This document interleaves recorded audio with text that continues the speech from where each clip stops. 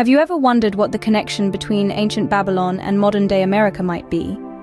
A thought-provoking question indeed, and one that might just hold the key to understanding a mystery that has puzzled scholars and theologians for centuries. The biblical Babylon, a city of grandeur and splendor, was fabled for its power and influence. Its stories are woven into the fabric of religious texts, leaving an indelible mark on history. Yet this ancient city met its demise, reduced to ruins and echoes of its former glory, an echo that Saddam Hussein tried to resurrect but ultimately failed.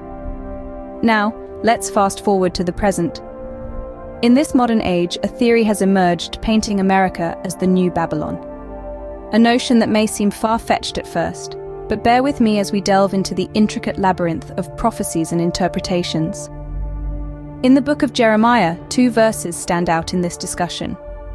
Jeremiah 51:49 states, "Babylon must fall because of Israel's slain, just as the slain in all the earth have fallen because of Babylon."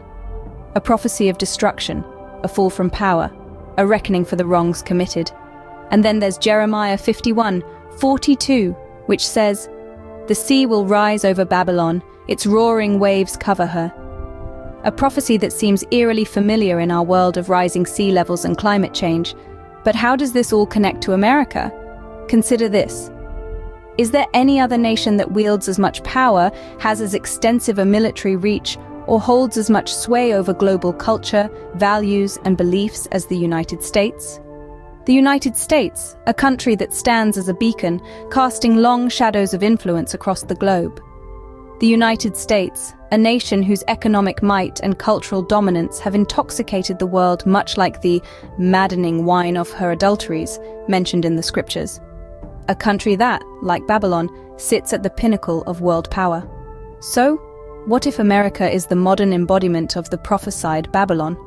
A thought to ponder as we pull back the curtains on this enigma. Consider this. What other country in the world has the global reach and influence of the United States? When it comes to military might, no other nation can match the sheer size and global post of American soldiers. They stand guard in countries far and wide, under the banner of protection. But the American influence goes beyond just military strength. American culture, values, and beliefs have seeped into every corner of the globe, influencing societies in ways more profound than we often realize. From Hollywood films and television shows to the music we listen to and the clothes we wear, America's cultural impact is undeniable. It's not just about blue jeans and rock music, though. It's about the spread of ideas, the dissemination of values, the shaping of global norms. Now let's talk economy. Who holds the reins? You guessed it, the United States. The American dollar is the world's leading reserve currency, giving the US considerable influence over global trade. It's not just about money, though. It's about power, control, and the ability to shape the world in its image. And then there's the media. American media giants like Facebook, Google, and Netflix dominate the global landscape. They sell not just entertainment, but a lifestyle of fornication, greed, and excessive luxury. The allure of this American dream is powerful, intoxicating even. It's like a maddening wine of adulteries, making the world drunk with desire. But it's not just about selling a dream. It's about selling a worldview, a set of beliefs, a way of life. And this, dear listeners, is where the real power lies. It's not in the tanks or the dollars or the Hollywood blockbusters. It's in the ability to shape minds, to dictate what is normal, what is desirable, what is right, and what is wrong. So could it be? Could it be that the maddening wine of her adulteries is actually the intoxicating influence of American culture and capitalism? Could the United States, with its military might, cultural dominance, and economic control, be the new Babylon that the Bible speaks of? The answers, my friends, may be closer than you think. The Bible prophesies the fall of Babylon from a distant viewpoint. And where do we look when we think of the West? Indeed, when we speak of the West, the United States often stands at the forefront of our minds, doesn't it? It's a country of immense power and influence, a beacon of modern civilization, and a hub of cultural, economic, and political dominance.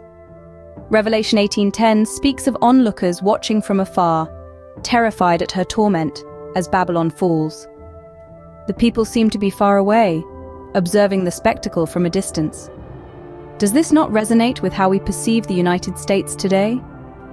A nation that we watch from afar, captivated by its grandeur and allure, yet simultaneously apprehensive of its immense power and influence. Consider the United States' pervasive presence on social media, a platform that has become a global stage for showcasing the American way of life. The world watches as American celebrities parade their opulence and indulgence, setting trends that millions strive to emulate. Luxurious lifestyles are flaunted with no restraint, and the masses are enticed to partake in this spectacle of abundance.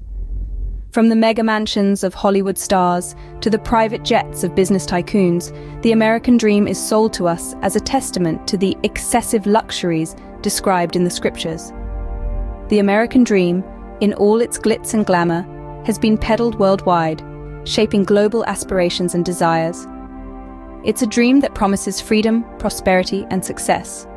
A dream that has the world intoxicated, much like the maddening wine of her adulteries mentioned in the scriptures. Yet the Bible warns us of the fall of Babylon, a city drowned in excessive luxuries, a city whose downfall was watched from a distance. As we witness the United States, the modern symbol of the West, basking in its luxuries, we can't help but wonder, is this the Babylon we've been warned about? Could the excessive luxuries be the American dream we've all been sold? While America may seem to be returning to Christian values, are we not also seeing a rise in New Age practices? From witchcraft to prosperity gospels, tarot reading to meditation, there's a surge in alternative spiritual practices. And let's not forget the use of hallucinogens like magic mushrooms and LSD, purportedly to reach God. Does it not strike you as odd? As a nation, we're increasingly stepping away from traditional Christian values, yet we're also embracing practices that have long been considered taboo. It's a curious dichotomy, one that speaks volumes about the state of our spiritual health. Now, you might think these practices are harmless, a simple exploration of spirituality outside the confines of traditional religion. But let's dig a little deeper. Some theorists suggest that these New Age beliefs were introduced by the Nephilim, hybrid beings mentioned in the Bible, as a way to teach humans how to be like God. It's a fascinating theory, isn't it? Remember, the Bible warns us of these practices. It cautions against attempts to be like God, against seeking knowledge we're not meant to have. The devil has always sought to lead us astray, to tempt us with forbidden knowledge. And isn't that exactly what these New Age practices offer? A promise of enlightenment, of a deeper understanding of the universe and our place in it. This brings us to Revelation 18:23, which says, "Your merchants were the world's most important people. By your magic spell, all the nations were led astray." If we consider America's influence on the world, its promotion of these New Age practices, and its role as a global leader, is it not possible that America is the new Babylon mentioned in the Bible? We're leading the world astray, not with outright evil, but with a subtle shift in spiritual practices, a slow but steady move away from God. We're selling a promise of enlightenment, of godlike knowledge, but at what cost? If America is leading the world astray with these practices, does that not make it the new Babylon? The Bible prophesies the fall of Babylon. Could this be a warning for America? In the prophetic book of Jeremiah, Babylon's downfall is foretold with fierce certainty. The sea rises over Babylon. Its roaring waves cover her. A chilling prophecy, but what does it mean for us today? In our modern world, America holds a position of power and influence unmatched by any other nation. It's been suggested that this authority isn't earned, but rather derived from the prince of this very earth. A reference, some believe, to darker forces at work. America, with its vast military might, cultural influence, and economic dominance, has been likened to Babylon of old. This parallel extends further when we consider the alleged use of magic to gain worldly power. America, with its rich history of Germanic Druid witchcraft and media manipulation, has been accused of utilizing these dark arts to ascend to the top.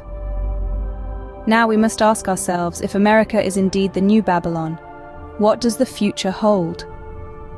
According to biblical prophecy, Babylon was destined for a brutal end, a divine retribution for its sins. the wrath of God would descend upon it, leaving nothing but ruins. Is this the fate that awaits America? Is this the price for the alleged misuse of power, the flaunting of luxuries, and the propagation of New Age practices? In the book of Revelation, it says, "Your merchants were the world's most important people. By your magic spell, all the nations were led astray." Could this be a veiled reference to America's global influence and alleged manipulation? As we delve into these questions, it's important to remember that interpretations of biblical prophecies vary widely. What we can agree on is that they serve as a reminder of the consequences of unchecked power and moral decay. If America is indeed the new Babylon, then we must heed the prophecy and prepare for what is to come. Whether this means a spiritual awakening or a shift in our actions, the choice is ultimately ours. Let's hope we make the right one.